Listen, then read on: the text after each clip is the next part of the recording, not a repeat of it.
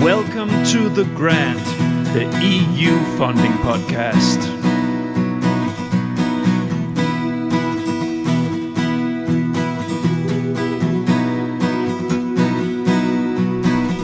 The Grant. My name is Niels Winter, and I'm the creator, editor, and host of The Grant. The Grant is an independent podcast initiative with the ambition to dig into all corners of the EU R&D funding system on topics of interest for the full EU R&D funding community. Building a strong funding team represents a real challenge for anyone who is doing so. The bottlenecks are many: attracting the ones with the right skills, securing support from management for the long-term strategic approach that it needs, how to make colleagues stay, and how to handle it when crucial knowledge leaves the building. EU Research Coordinator Stephanie Harfensteller at 4 an der Untitled Aachen and Team Leader David Christensen at BOFA, a municipal waste handling facility at Bornholm, Denmark, are both very experienced in building an EU funding initiative from scratch and securing a sustainable path strategically and human resource-wise.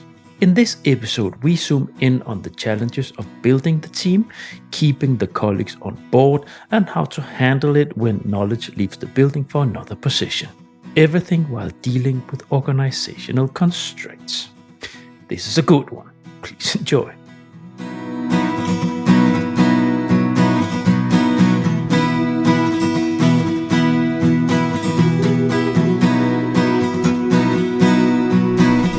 The Grant. Welcome to The Grant, the EU funding podcast. Today I have two persons who've been in this podcast before. It's going to be, I promise you out there, this is going to be a nice one. No pressure at all on the shoulders of my two guests here. Now, before we share what we're going to do today, welcome Stephanie and David. Hello, nice to be on board again. Hi, Niels. Hi, Stephanie. And Niels, it's a pleasure as always. Stephanie, you have been in this podcast. You've been one of the regulars. That you are, because you've been, not only have you been here a couple of times for normal format, but we also did a very nice 6-episode short series together on how to build up a research management strategy. So that was nice. And David, you've been in here in one of the most obscure episodes I've been recording, not for the content, but for the setup, because you were in a hotel in Poland. If I remember correctly, you had to break out of a conference and take part in the podcast recording. It was an absolute. This is just the podcast logistics for you guys out there. But David was sitting, and it was a horrible internet connection, so we ended up with you calling in on the phone instead. And excellent. No, but it was great content. Now, today I have invited you in because David, we have had conversation about other things, and you mentioned that you would actually suggest an episode on how it is, like the challenges of building a funding team. And it's always good to have critical mass with these kind of things. And Stephanie, you've been doing the exact same thing with the same kind of challenges. So I thought, well, let's make a two guest episode here, having you in for exchanging critical mass. So that's what we're going to do today. But before we do anything else, to dig into the topic, first and foremost, we need you to present yourself a little bit. So David, always, ladies first. So Stephanie, can you share a few lines about yourself and what you do? Yeah, so I am an EU research coordinator at FIR, which is a research institute on the campus of RWTH Aachen University. And I've been in this job officially since 2019. And I've been building up this research division on European funding since then, with all the pitfalls, with all the difficulties, with all the experiments, and like a rookie startup character that comes to it, with a lot of freedom and creativity that I had. And it's been a long journey. I learned a lot. I had a lot of support. I called every person that I could think of to support me on this. So, and now we are here today having a research management team with a colleague who's focusing more on national funding and me on EU funding. And it's really been a long journey, and I'm looking forward to what is still laying ahead of us. Thanks. Dale? That's pretty interesting because we've had similar timelines. I also started out in 2019. I'm from BOFA, which is a waste management entity within a public municipality in Denmark, the regional municipality of Bornholm, and my function is as a project team lead. Similarly, I've also tried to build up something from the bottom up since 2019, but arguably you could say that we're still in the rookie phase, as Stephanie calls it. We're still learning and growing and trying to improve at each and every step. But I came in the organization 7 years ago, and the idea back then was to run a project, an EU project, and that has since snowballed into a portfolio from many different funding sources and kinds of projects, from technical to not so technical. And that has required an expansion of my function and the kind of people working with these kind of things in the organization. So it wasn't me alone. Now we're a number of people, and it's also been a creative process. It's also been interesting and challenging, not the least, and also it's been something where I've had to draw upon contacts and input from anybody and everybody right, to help you out with certain things, from proposal development to project execution. And well, we have an entity, we have a unit that's up and running, and it's a good team. I think there's still much to learn, and I thought this would be a good opportunity to share what we have learned and also share some of the pitfalls and help others who might be facing some of the same challenges. Thanks, both of you. Let's just take a step into the first section here, and we have labeled that what is a good funding support. Both had to sit down and do a lot of strategic thinking on how to do this, because you threw yourself at it and realizing, wait a minute, we need to it needs to be a little bit more structured. Stephanie? Yes, I think, first of all, as an overarching rule, it's important to see a good funding unit not merely as an administrative service desk. So if you do that, then you have, of course, probably people that are sitting there that ensure that the processes are right. But I think, especially in smaller organizations, you need more than that. So for me, it is actually about 3 dimensions. You need to be to have the good funding unit in proposal development, like identifying the opportunities, coordinating consortium building, and translating idea into competitive proposals. You need a project execution unit, someone who's kind of monitoring that the projects run smoothly, comply with all the regulations, and that you actually generate impact throughout the project execution. And I think that's my kind of special position, the networking and positioning of the institute on a meta level. So maintaining the relationships with European partners, with clusters, in partnerships, with industrial stakeholders, and of course the European Commission, and doing interest representation for the institute. And that's, for me, a definition of a good funding unit, that you have all of these 3 elements. And although large universities may have highly specialized teams on that, I think in smaller institutes like we have, you probably have people who seamlessly switch between all 3 dimensions. So between strategy, proposal writing, partner management, and project support. I agree very much with that. Coming also from a small organization, being able to merge or being able to navigate seamlessly between these 3 different functions or roles is absolutely crucial. And we may even be, as a public authority, even worse off than an academic sector organization, because it's not very common, or it's not something that public sector organizations, by and large, have very meaningful experiences with. Aside from capitals or capital cities in the European countries all around the continent. So if you come from a peripheral municipality, nobody can help you. There is no external within the bigger organization support unit at all. It's to answer your question, it's what is a good funding support unit. I would answer how Mahatma Gandhi responded to the question of what do you think about Western civilization? It's a good idea. Mm-hmm. It's great to have, but we don't have it necessarily. And what we need to do then, as a small organization, and work with the resources that we have, is yes, I agree with Stephanie. Work trying to see if we can build up capacity to work within the 3 roles described, but also make use of organizations that are there to help.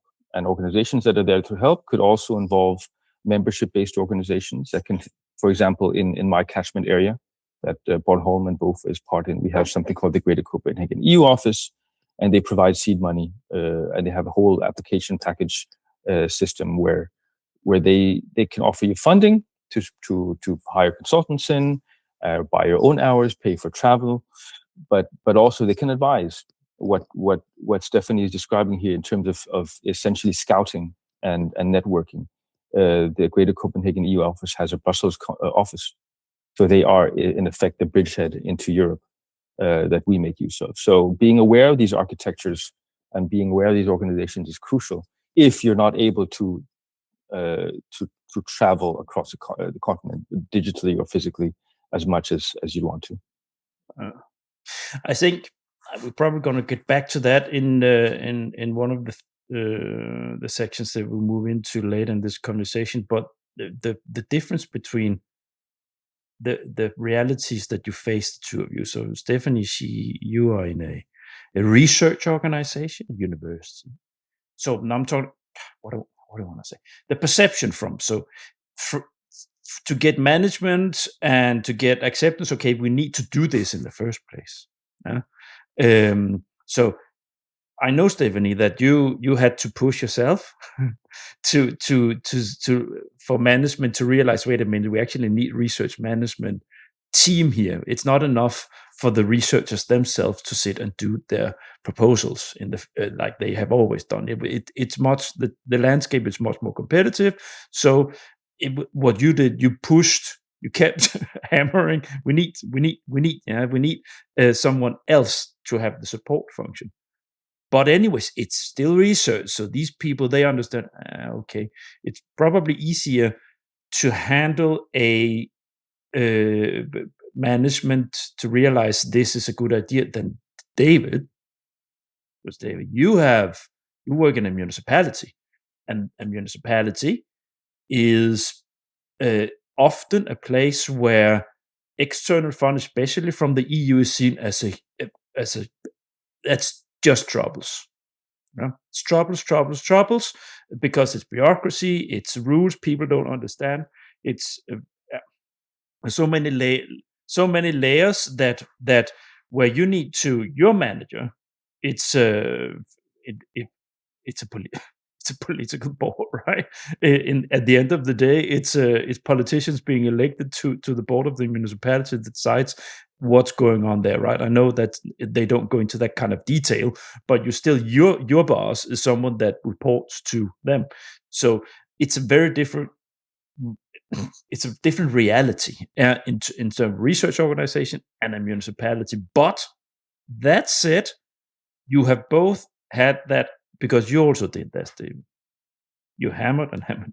We need to professionalize ourselves with this, and showing them probably through the power of the example with the first things you stepped into, that this was actually something that was good for municipality. No, I just wanted to say this because I had this thought that's you have a different reality, but still you have a shared experience in where to start this and the importance of having a support unit in the first place. I could comment a bit on that, yeah. Because it has a flip side as well. Mm-hmm. If you're in a public sector organization, or if you're in a municipality that is not used to this kind of thing very, very much, and you happen to have cracked some of the code, well, that gives you already a differentiating position versus other administrative units across the municipality. They look to you for leadership. They look to you for answering questions, and then you rise in stature.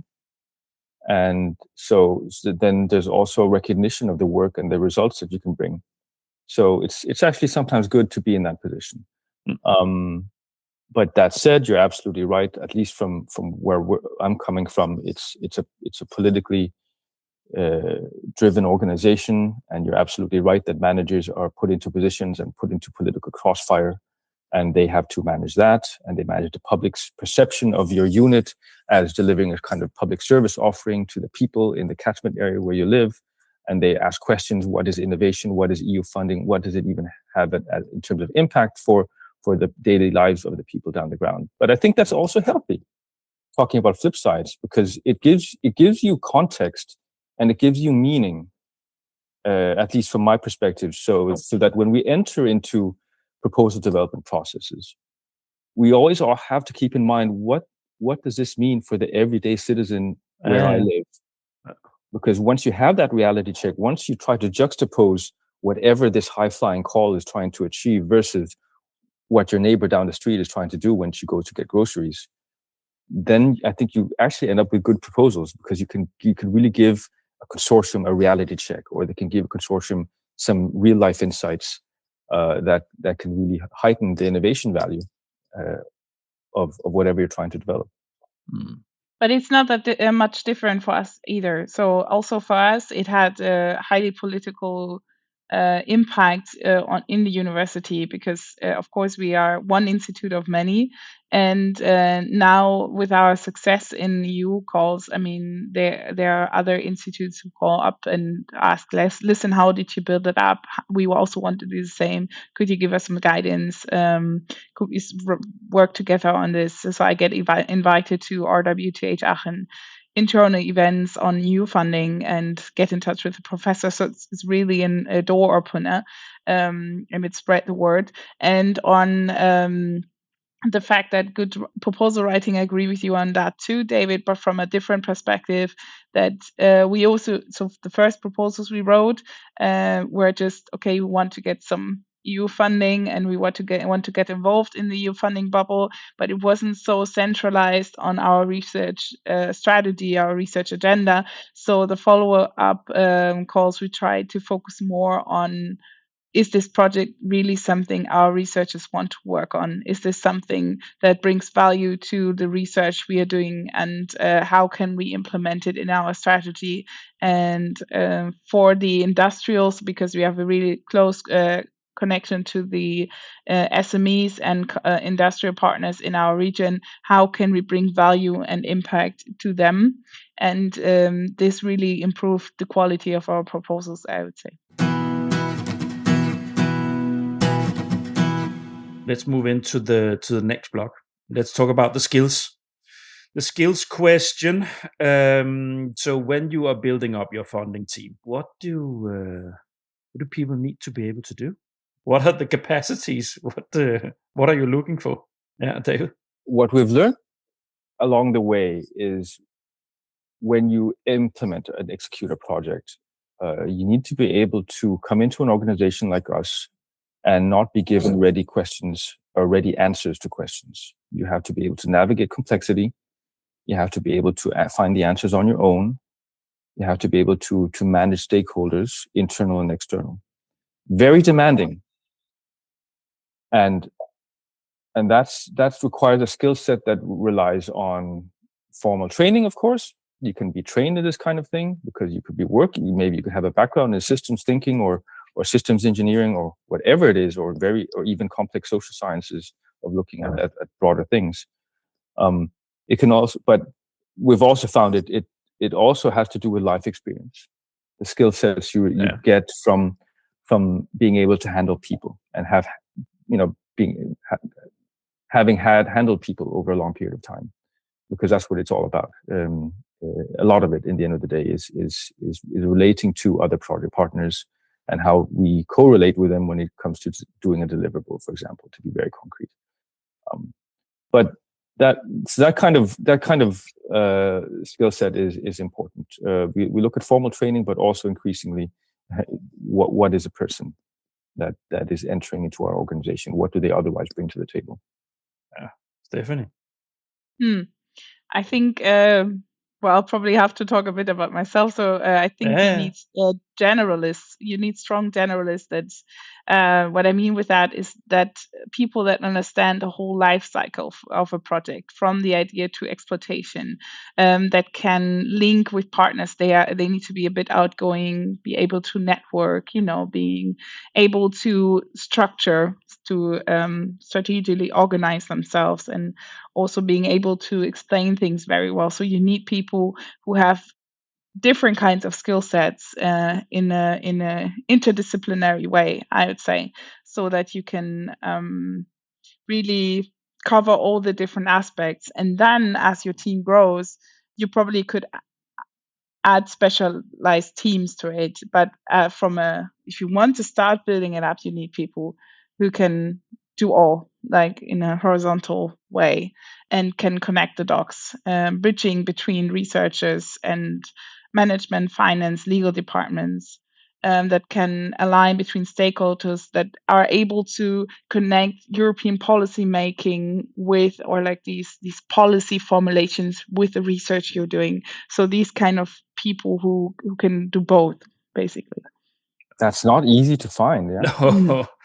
Yeah. The problem within this, and especially when you build up a team, is that if you're in an organization like David, you need people that can write, put a text, a document together, a competitive document together with help, but they need to be able to put pen to paper and compile a lot of complex information, not just about writing out a red line in storyline, so to say, on a idea, but you also budget, work package description, all these things, and at the same time being able to get partners in, fill in a partner value chain, right? Have the creativity to how to reach out, also the difficult corners. Who should we need here? How to? It's incredibly complex task. Just the proposal part, and then you, Stephanie, right? This is your team should be able to. That's a little bit on the other side of it. So you help with proposal writing, you support with it, so you review more than you write, but you also support with writing bits and pieces and compile things together. But there's a lot of psychology, because you need to handle. You are supporting research teams and individual researchers out there. So from your seat, from your desk, you need a team that knows how to handle different kinds of people and able to support. So you have from your different desks, you are looking at different positions that are very difficult to see through when you have a candidate in front of you, if they're able to handle it.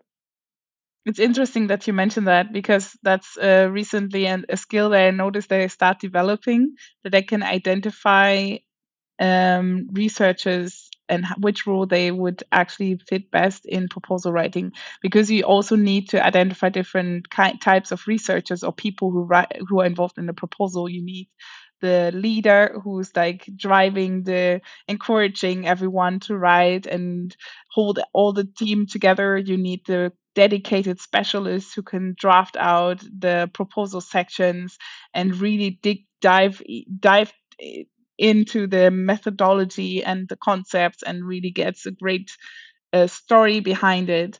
And you need a person who's really structured and makes sure that everything is aligned, so that also to identify, especially when you have young researchers, which role they fit best, and what is actually their strength, because oftentimes you don't have a lot of time. That's also a skill, and that comes with time. So David, that's something you mentioned, and experience, to identify that. And I would say I'm not there yet, but I start getting like this stomach feeling when I watch my researchers. Okay, this could be better. He could be better in this position. She could be better in that position. So that's also a people skill that you need for sure. Absolutely. I might want to add to this topic that talking about skills, it's not a static thing. Let's say you have a team, you have people that have been grandfathered in. That's the ones you have. Then you might be lucky enough to be able to take part in recruitment and pinpointing some of the talents in certain places that you talk about, Stephanie. People who are good in certain roles, and you're able to bring teams members in that can fill certain roles. But you have what you have, and maybe you have a situation where you collectively realize, or maybe you realize that there's something that's missing here, something needs to be upgraded.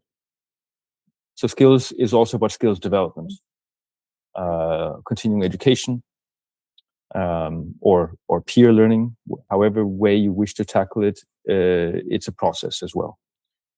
So as long as there's a system in place, and I think what really helps in that setting is if you have a good non-hierarchical, very flat way of talking with your team, speaking with the team, and then we can then we can be open about what people are lacking. Then if that is in place, then magic can happen. Then people come to you for my role as a team coordinator. They come to you and say, "Hey, we need more of this and this and this, David. Can we ask for resources to have a training on this, or can we try to get some kind of expert to speak with us about this, or can we have a focus on this in a meeting at some point?" Then skills development can actually be democratic and team-led. I guess because Stephanie, I remember from our mini-series there that you also started to focusing on upskilling your colleagues, right? Trainings and so on. Yes, so one thing is exactly. what you're looking for. Another thing is to accept that it's hard to. This is a role in the different kinds of roles you have within this area, where you have to accept that people need to grow into it, become better, and you often don't become better. One thing is experience, that one thing, but sometimes you need people to be trained. Yes, exactly. And we're trying out different formats, ensuring that this knowledge is also prolonged, because our researchers usually stay with the institute for a period of 4 years to 6 years. So we really need to make sure that we always have a generation of young researchers who know how to write proposals. I actually just had this conversation this morning with our head of department saying, like, listen, we need to start building up capacities again for next year for writing proposals, because some of the older senior researchers, they start leaving. So we need to make sure there's always young people in the pipeline. And we also do not want to always start with zero. So trying to also organizationally keep knowledge in the organization, so they keep growing, being better, because it's not something that they can gain over time, like staying 20 years with the institute and learning how to be better and better. But somehow we need to shift it and decouple it from time in order to increase the capacities and the abilities of the researchers. Let's move into the next section, because it's very much connecting with what we already started to touch upon here. So what happens when you build the team in reality? So now you started talking about recruitment challenges, Stephanie. So let's just move into this block, because this is what it's about. This is so one thing. So now we discuss the skills. So now, David, being your request to have this conversation, and one of your challenges being exactly this, probably why you suggested us to have this conversation. Can you share a little bit what you have dotted down, or what you reflected before this, to add on this corner? I think I alluded a bit to it in the previous section about when it comes to recruitment. We try and learn about what works and what doesn't work, and formal skills and informal skills are important, both in that setting. And it's difficult. We've come to realize that it's not easy to just throw somebody in the deep end of the pool to develop and manage projects. So what are strategies to overcome this and be better and be good at recruitment? Well, once you do have a critical mass of some people in your staff or in your team built up, I would say, then you sort of have an idea about what what personality types are working together. So it is actually it's a common HR tool to be talking about personality profiles, and that could come into play when you're trying to think about what is missing here. Do we need somebody who's very extroverted to do more of the networking work that Stephanie described earlier in the previous section? Or do we actually need a more of a structured person, because we have so many ideas out there and we need somebody who's more of a collector? And then if you have these kind of glasses on in the long term, maybe it could, I have hypothesized that it could help to build a stronger team, because there's complementary characteristics in there. We're still too young and too small to say that this works at a longer time frame and at scale, but we have to start thinking about that kind of thing once you're building a team. I think that goes for many sectors and for many kinds of functions in academic jobs. Yeah. Stephanie, I know from our conversations that for you, that it's an issue that people leave because they change it's PhDs and then they finish that and then they move on. But of course, the issue is that they have been trained, so to say, in how to collect fundraising, yeah? And then they're gone, and then you need to. So you have cycles of recruitment where you need to again have an inexperience that you build up. Yes, exactly. And of course, it's not a pick or choose game. So it's based on the real challenges is, okay, there's a call coming up, who has time to do it? And then you also necessarily already know the younger person. And depending on the character, you also need to, as I said before, like read the person, read which kind of character you have in front of you, what are they interested in, have conversations with that on that with them, and shorten this learning curve from being a junior to a senior, and they learn on the job. So they, through the management of projects, also national projects that other people acquired before, they learn all of these skills. So it's not a formal education. And we actually also discussed this today, that instead of having like a seminar the whole day explaining about how to write European proposals, is rather should be like a coaching support throughout the way writing the proposals, so on the job. And yes, at the same time also shifting some of the complexities of Horizon Europe to me, and supporting them and coaching them on the way, being part of the team, so that they don't have to learn everything and be like especially experienced in European proposals, but more in general. So yeah, the practical approach, I would say, is this, on the one hand, this pairing of junior staff with experienced colleagues in one team, communication skills, they are highly motivated, that always helps. And that they also take up some gradual responsibility for their proposal, and that they feel this is your baby, you really need to take care of it, which sometimes takes a long time, right, until you finally hand it in. And yes, in the end, they are probably exposed to the whole product life cycle, and you never know where they pick off, and you need to be very flexible to kind of see where are they at this point, and where do I need to get them, what do they need to It's learn. rough as a manager. David? I just wanted to say that from a tiny organization, we don't have so much critical mass that there's a big distinction between junior and senior in our group. So we don't have like what equals professors with 30 years of experience. We don't have that. We have all of us are product managers from their 30s to their 40s. Oh, but it's the same. It's the same for us. It's just the junior senior concept is in between 2 years. Like you're from a junior to a senior. Okay, so it's in the micro.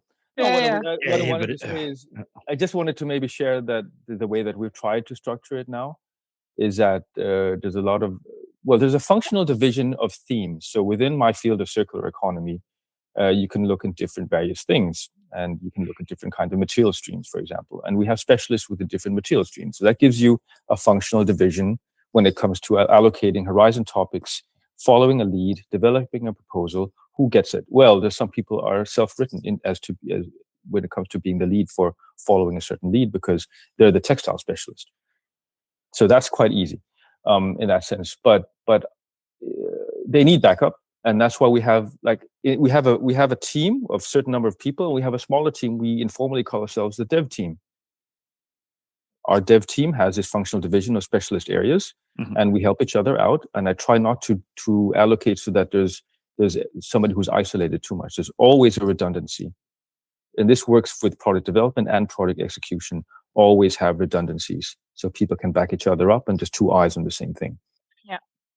And on top of that, my role is shuttling in between. I provide support and I provide different levels of coaching. And if somebody is just willing to just take a lead and run with it, then I back off, of course. And then and so that kind of organic moving in and out, but being a mini group of people working together, that is working in our mini organization, and that could be a strategy just to pursue for others in the same boat. Talking in pictures, you're like the flipper ball in the organization, flipping in between everyone. Yeah, it's the same for me. It's so hard to define. What do they do? What do people in our functions do, Stephanie? And it's like, I don't know, but somehow it works. Remind me, David, how many people are you on your team? I think we're 8, 9. I think it fluctuates because we have interns coming in. We have people on company internships, which is job seekers who are provided support by the Danish unemployment funding system, and they come in and out as well. And these are also resources to draw on and put into different tasks. So we work with everything and everything we have, but 8 or 9 full-time equivalents. So that's a certain size because that's luxury you don't have, Stephanie. Yeah. No, yeah, it's just for EU funding. It's just me. Yeah. So no, but in a way, it is the same because when I say 8 or 9, these are people who are funded by EU projects in our portfolio. Their primary job is to execute the funds, execute the project that we have provided the funds for. Product development is I'm at the mercy of their willingness to think it's interesting, and it's maybe you can play on their interest in securing a further job after the short-term contract is ended. Then they have their own self-interest in developing a new proposal, even though they're not paid for that really in the current project that they're paid in. You know what I mean? So it's based on people's interest and what they feel they have capability to do, because they also have to manage their own projects in the day-to-day. I would say you probably have the same issue in relation to Stefan, you have your PhDs are leaving. David, he has interns and early career young professionals that go and find a job. If David, he cannot give them a secure longer contract or some limitation in the public system on if a grant consultancy company comes around and offer them something, then David is it's like this. It's like this. That's the condition. Yeah, David. In that respect, what has helped is in our little municipality that the actors who have been able to tap into EU funding, we know each other. And it's a small world of these project managers who kind of know each other across organizations. So it's been seen before we've let somebody go and they find a home in a new organization that we know because they're also in the EU space. And so it helps to also gain allies and work together with other organizations in your catchment area. Because it's no loss always to have somebody go to another organization. Let's say we have somebody from the waste company BOFA go into the energy utility BOF. Okay, well, we don't have the funding to keep them there, but they're at least still happy and they're developing in an EU project context in another sister organization. That could be seen as a loan because their second contract might run out as well. So then they might come back. And I think everybody has this sort of understanding. There's actually a pool of talent that many can borrow from if you really try to expand your time horizons here. that maybe we can help each other out, because at some point there are ace level project managers and project developers that we then can support, help, and co-build. It's a nice bridge to what we actually talk about here. That is a challenge when people are leaving, to keeping the knowledge in the organization. Now, because that's basically, Stephanie, when you have to keep running all the time after new people, or getting people, young researchers to step into this when the older ones they leave. And I know, Stephanie, that you have attacked this. You have realized, okay, this is an issue. We need to have the tacit knowledge, so to say, in the organization. We need to make sure that it keeps tacit, so it's not doesn't disappear just because people they leave in their PhD career. Now, can you share a little bit what you have done in field?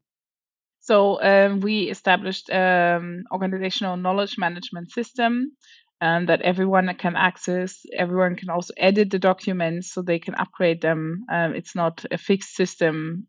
We also did some recordings of like similar to this, a podcast recording, asking our senior staff to record their experiences, to give this as a best practice example to our young researchers. I'm also trying to collect best practice examples, templates, etc.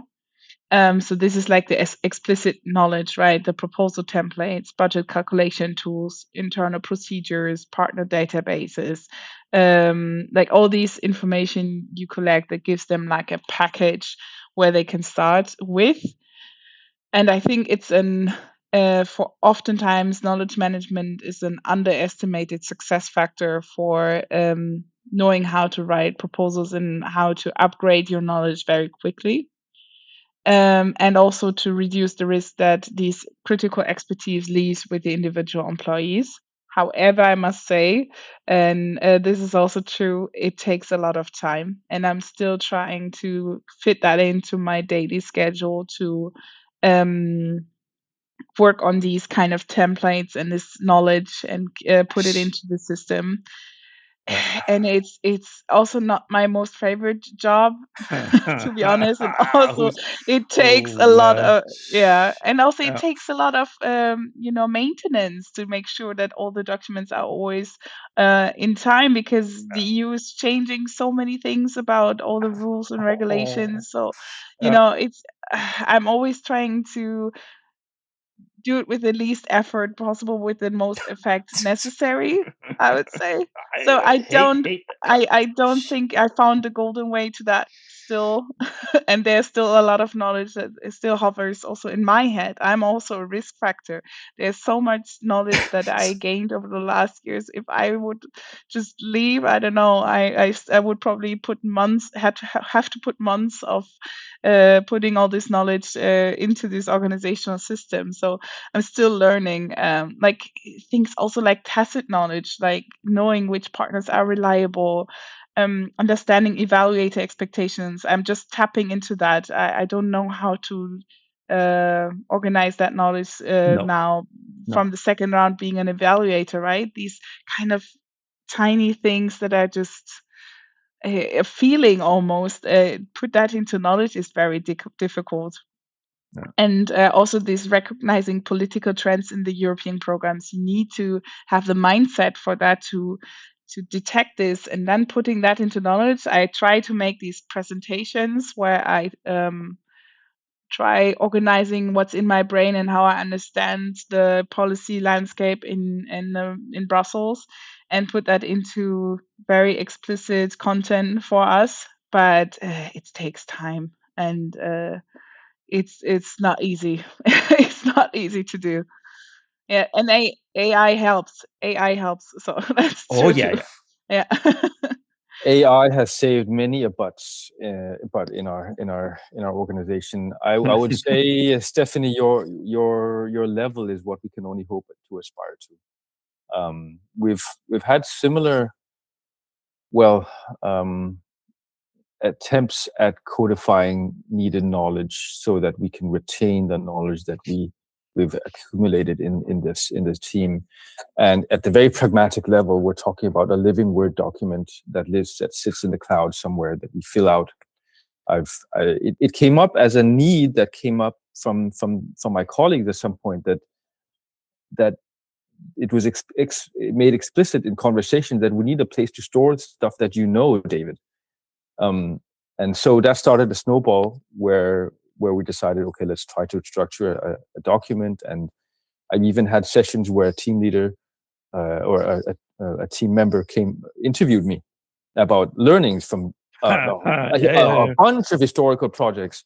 And what she did was simply sat down and type away as I tried to sort of meander off in my random thoughts about what were the learnings from and lessons learned from this project and that project and this process and that process.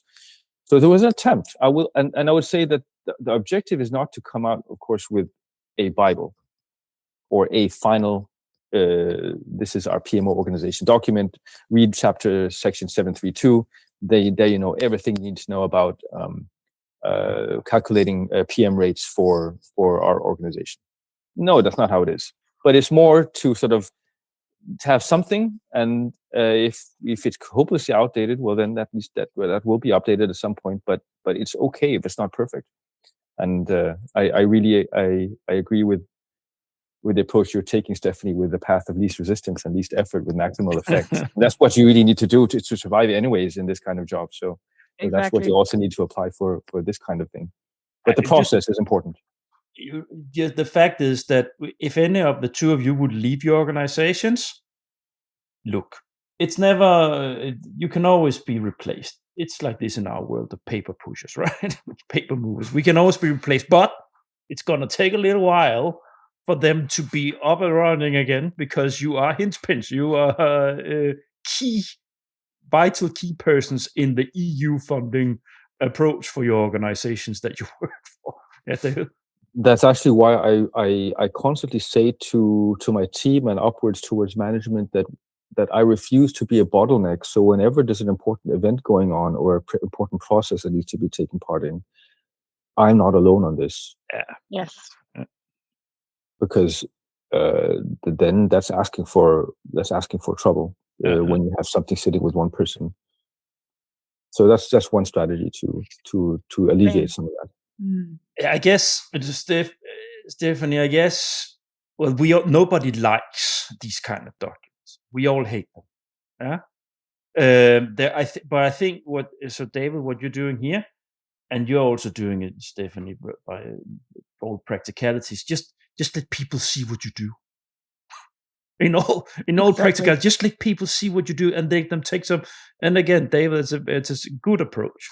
Like, do it together with another person. Do it with a colleague, whatever level, entry level they are, mid. Just let them see what you do, work together with it, so they have seen.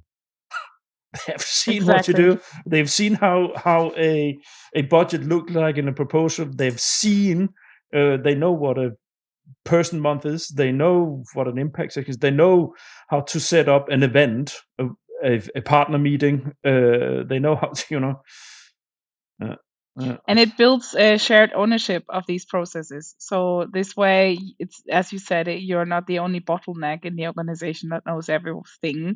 So that's very wise to take other people on board and involve them.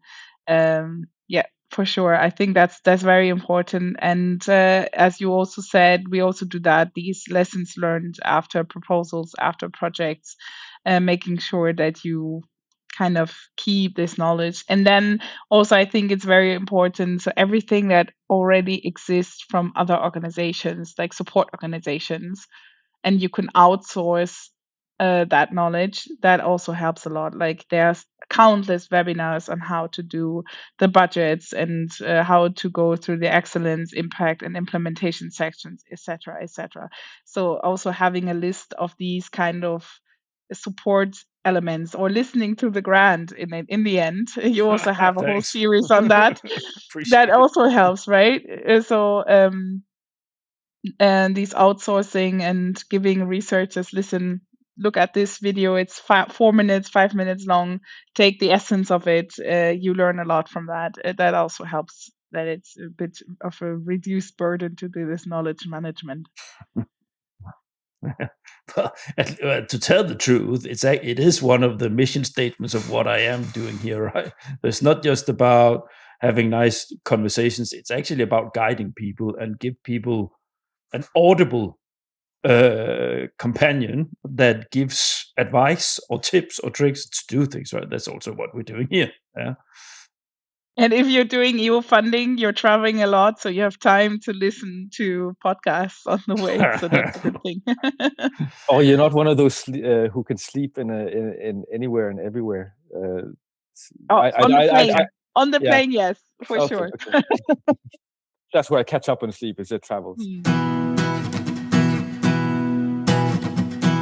Now we are slowly moving into the last 10-15 minutes of this conversation. Now, the next section here, it's talking a little about the constraints, working under the organizational constraints. Now, it's been a recurring element in this conversation already. What sort of straitjackets you're working under and working in, having your hands tied on the back, so to say, figuratively speaking. Now, let's just have a short exchange on that, because I know it's something that both of you are dealing with, right? And especially our conversation, Stephanie, in the mini-series we did, it's about management and support from management, understanding what it is you do and the importance and so on, understand the complexity, and then there's a budget element. Yeah, it's there's no money, you have to do yourself. You know, so what have you dotted down, Stephanie? You first.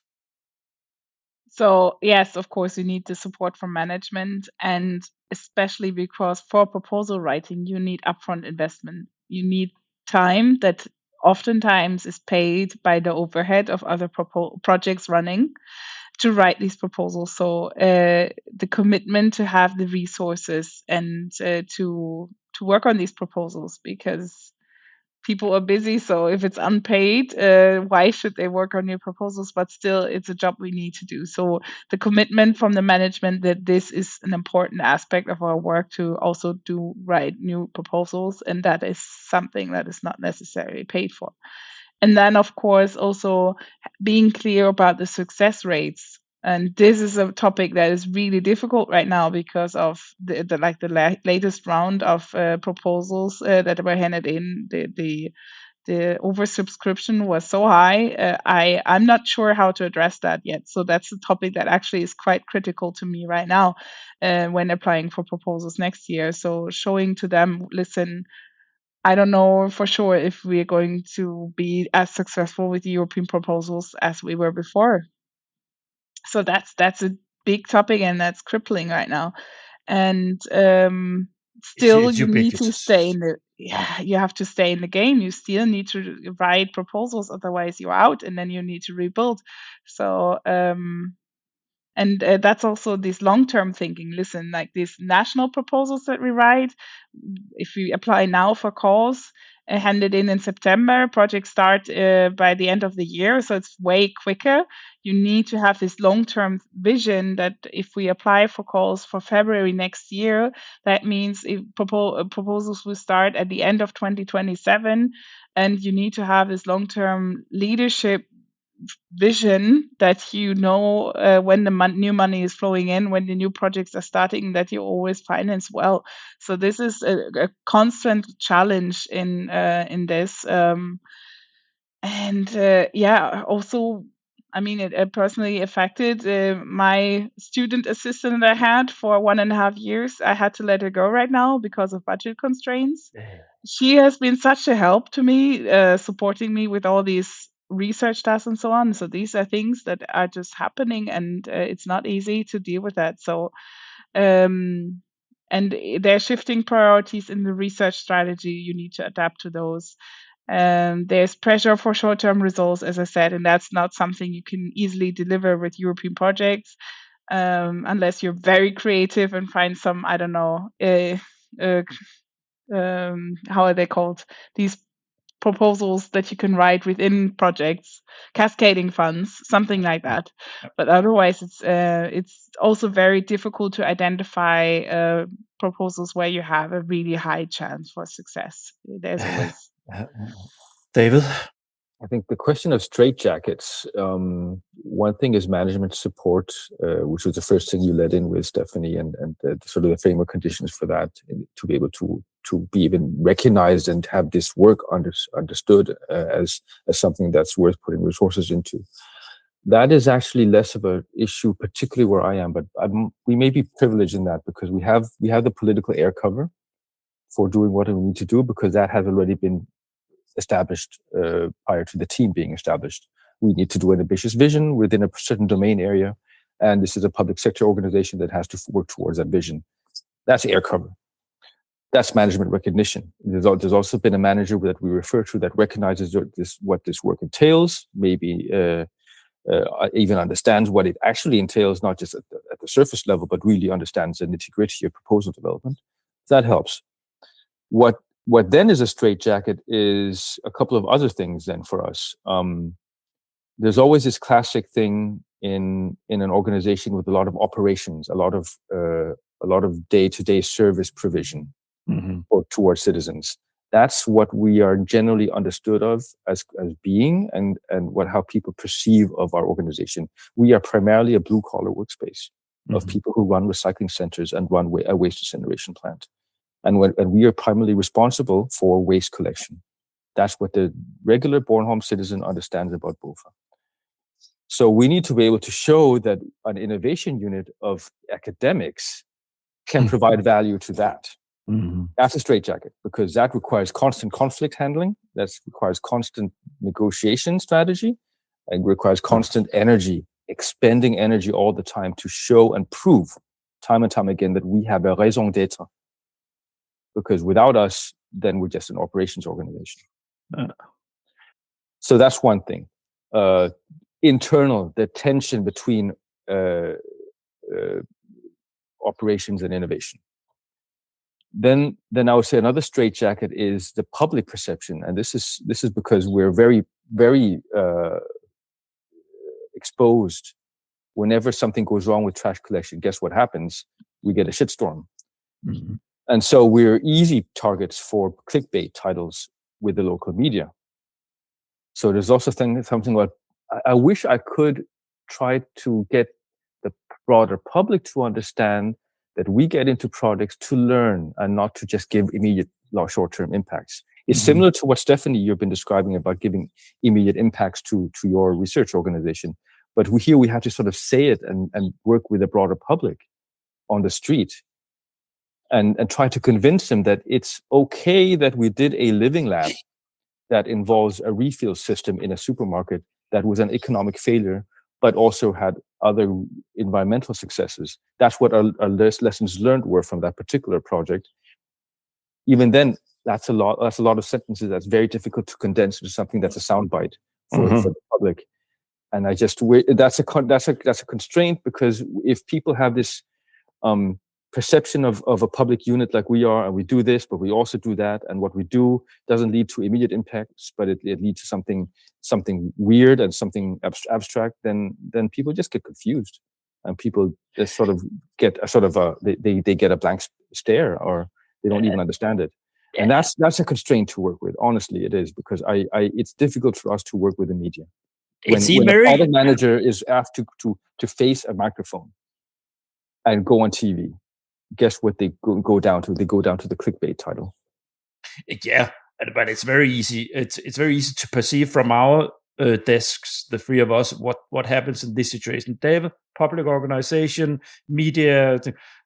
So you have, if you have problems with the garbage collection, whatever, in some area, look, they don't pick up the garbage, but here they go to travel to a project that nobody to Cyprus for a partner meeting.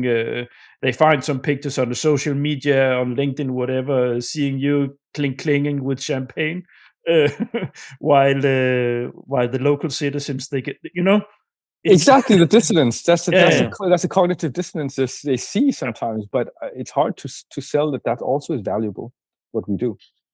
But I see that also as a systemic problem, a bit of European funding and so on, that this is now getting increasingly difficult to justify, like the way the projects are set up. To be honest, like with the project meetings all across Europe and so on, and how they're designed is a bit difficult. Like we heard the Commission saying especially for cluster for the Pillar 2 projects, the impact has not been achieved that they wanted to have. So I expect there's going to be a lot of change in the future to make this more adaptable to the current situation. And I also think, like for us, it's in like right now, it's really incredibly difficult with sustaining ourselves. We know we need to diversify funds. That's why we apply for European funding, because just relying on national funds or regional funds, it's not diversified enough to secure our funding. At the same time, the success rates go down, so we need to increasingly write proposals which are not paid for. So this is really difficult for management right now, I would say, in many research organizations across Europe. And I honestly don't have a way out yet. It's a critical situation. I find myself increasingly turning towards specialist consultancies, because if we don't have the proposal writing capacity and capabilities, if universities don't, well, who does? Well, those who live off it based on their business models and have really cultivated teams that are aces supposed to be. They have higher hit rates than most. It depends on who you ask, of course, but let's not name drop names, but I mean, Nils worked for one previously. These kind of organizations, they cost. That's the downside of it. But Yeah. if it's worth it because you're facing a timeline where a number of team members are ending the contracts at the same time, you really need to step up and making sure they have new products to get into. And if you can get professional assistance, that's one strategy. Luckily for us, we have seed money that can sort of go back into the system that can pay for consultants, right? So there's a way for us to work with that. Or in rare cases, I take a very serious talk with management and request operations funding for that kind of support. And sometimes I get it, but what do you do? There's a lot of competition in our world, and you have to make use of every single leverage point you can find, and it costs resources.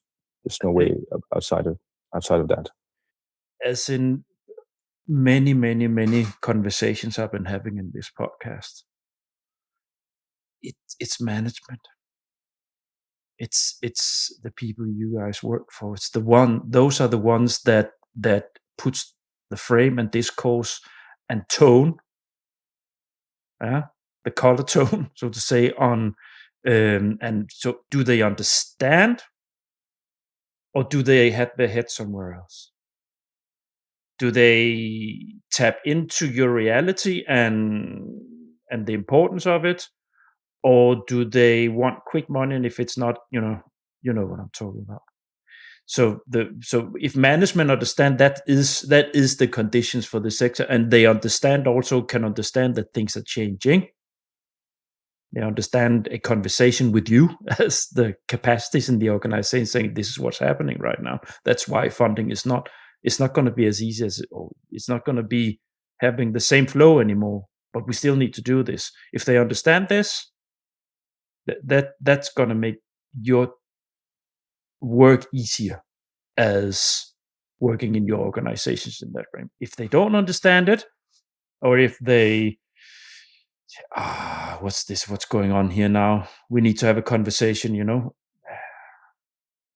It's rough. No, I think that's still there for sure. I mean, especially now, because as I said in the prep meeting, I've been increasingly involved in EFRA also as a co-chair in the circularity group, positioning ourselves. So that's been my take to get even more insight knowledge and being more professionalized about how we can even improve our importance and how we can write better proposals, because in the end I get all the information up front how these calls are going to look like, to be more efficient about writing proposals, because basically it's two sides of the same coin, right?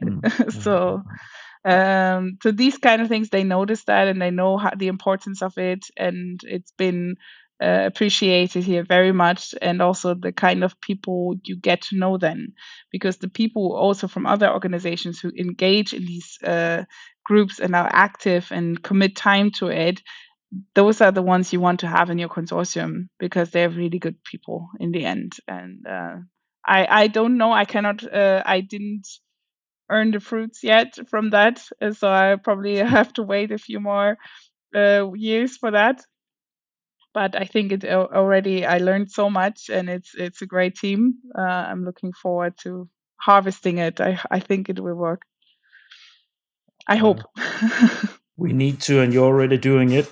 So what I try to do as a podcast, I'm getting better and better at it. Bridging into sex, because you're already now reflecting, Stephanie. So that's what we need to do now, because we need to start to wind this conversation up. Reflections and advice. What have you jotted down, David? I've written a couple of things down here. One key word is the word patience. Yeah. It's hard to, it's easy to stay, hard to do, because you constantly feel the responsibility of other people's jobs on the line, and that kind of thing, right? Like how can you deal with that pressure if you're not delivering on projects? But as long as your bandwidth is broad, you work in different ways.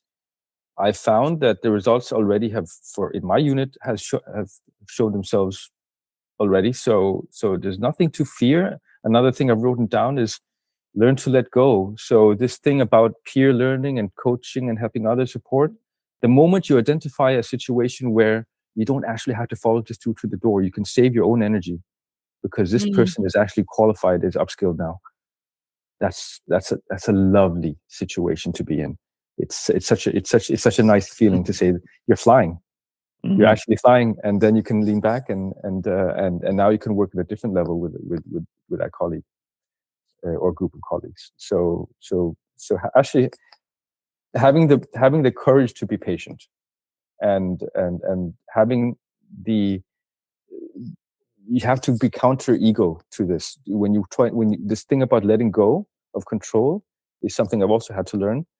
You need to really also actually diminish your ego a little bit, because you are not expendable. I think my CFO once told me, David, if you think you're not expendable, look at the graveyard. Yeah, all these people thought they weren't expendable, but they're there and we're still alive as a society. So so don't worry. You can't be replaced. It just takes time, as Stephanie said earlier in the podcast. Thanks. Stephanie, what have you dotted there? The first one, build relationships before you need them. So invest in people, in networking before it's already related to a call. Yeah, but be kind. People, be kind. Talk with them also about personal life. Make good, not friendships, but collegial relationships, and then wait for the good opportunities and then work together, because then you're going to have a really good team. And it's something that emerges from years of networking and trust building. So you need people you can trust with this, so you have a reliable consortium. And also the second advice, although we want organizational knowledge, you still need to invest in the people, not only the processes. So templates and tools, they help, but you still need experienced and motivated staff that want to learn and that want to implement all that knowledge, and that want to learn what you're doing, that observe how you act in European levels, and then build this cohort of people who are excited about doing European proposals and projects. Third advice, think long term. We also discussed that earlier. goes a bit in line with patience, but not always thinking about winning the next proposal, but how to position your organization for the next 5 to 10 years. That's something I learned, not thinking from proposal to proposal. You're winding yourself up. That's too much work, but thinking long term and having a strategy behind it, where you want to go. And the last advice, that's also going hand in hand with that, learn from unsuccessful proposals. Do a good debriefing, do the lessons learned, call up MCP points, ask for advice, what went wrong, why you weren't successful. Note that down for your knowledge management system and apply this knowledge for future applications. Thanks.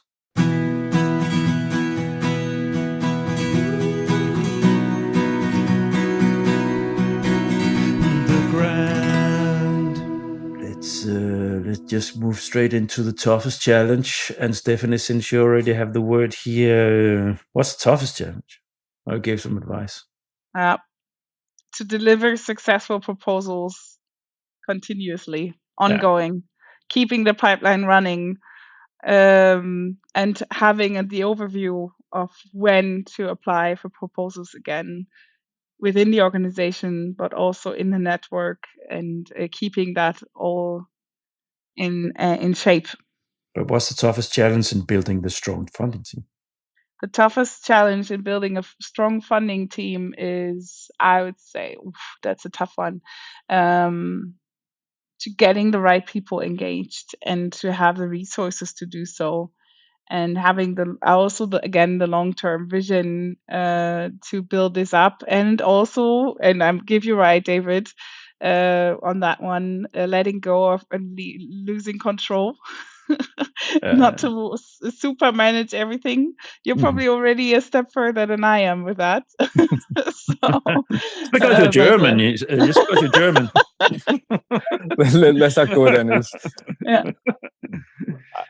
I'd say it has a good payoff because you get more sleep. I mean, because sometimes it's not just you, and other people can have shoulders too, right? I would say I similarly to Stephanie. I had this expectation some years back that we had very few projects to having one. An exponential growth, and I thought we could keep that exponential growth. That did not work out. So we're just trying to at least keep the level. So we're at least maintaining momentum. Yeah, is a challenge. Together with that, I would say, and as a result of that, once you become a small team, you get into a bigger team and you start shooting for higher levels of engagement with European projects.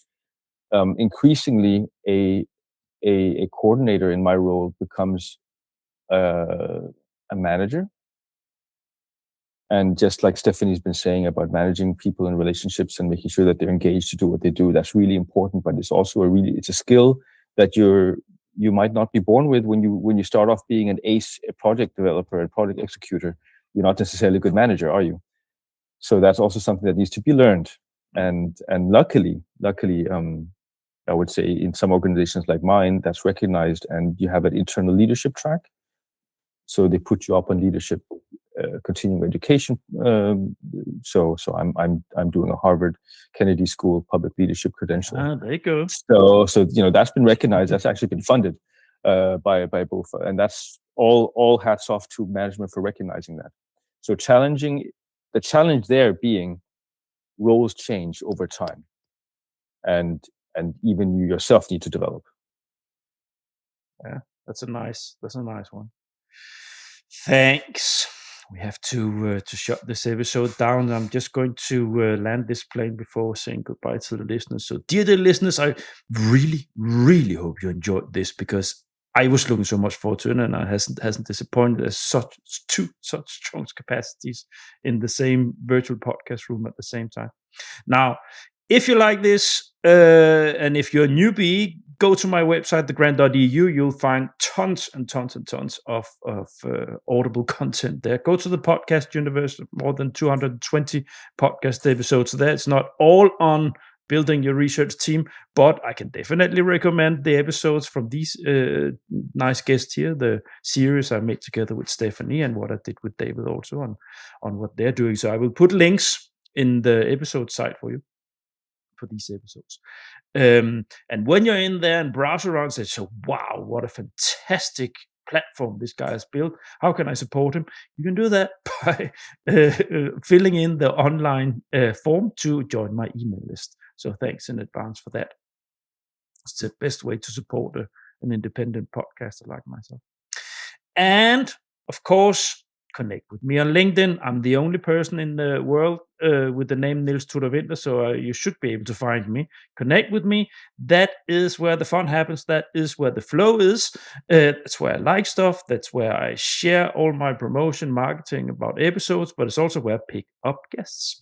And at the same time, please go and support my The Grant LinkedIn page. I try to build up the community in there.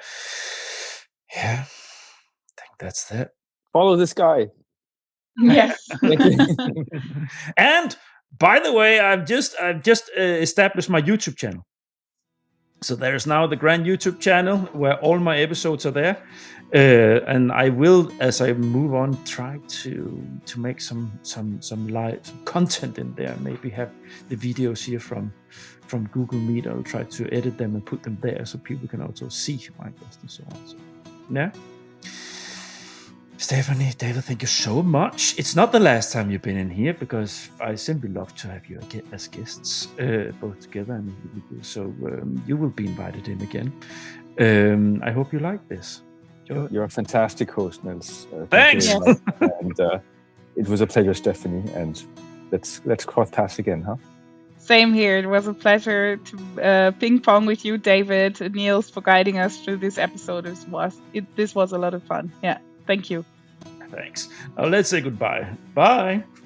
Bye. Bye. Thanks for listening to this episode of The Grant. All the Grant episodes have their own site on the Grant website. You will find the link to the episode site where you listen to your podcast.